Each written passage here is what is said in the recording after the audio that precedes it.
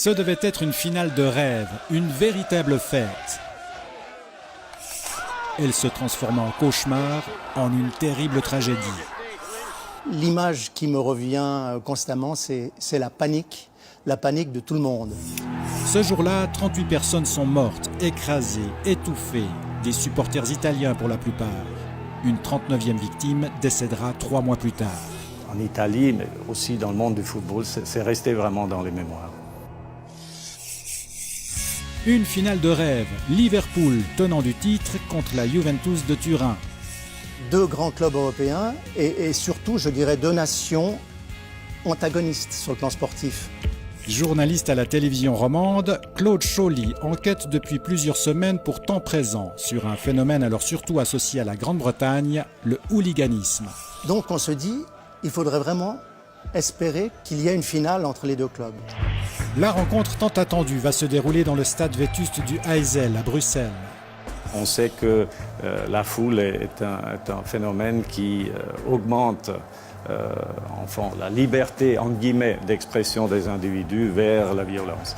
Le psychologue Lucio Bizzini, lui, est un ancien joueur, membre de l'équipe suisse de football. Et à un certain moment, les Anglais ont brûlé un drapeau italien. Et là, personnellement, je me suis dit, ça va être la catastrophe.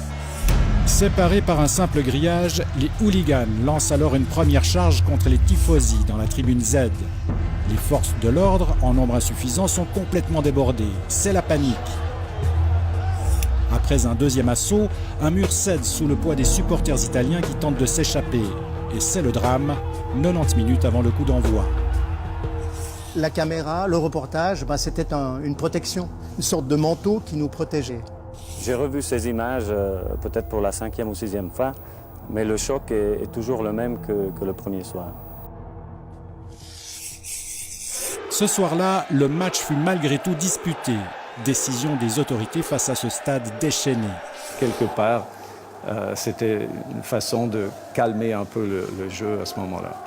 Et la Juventus l'emporte grâce à un penalty de Michel Platini, lui aussi critiqué pour avoir exulté.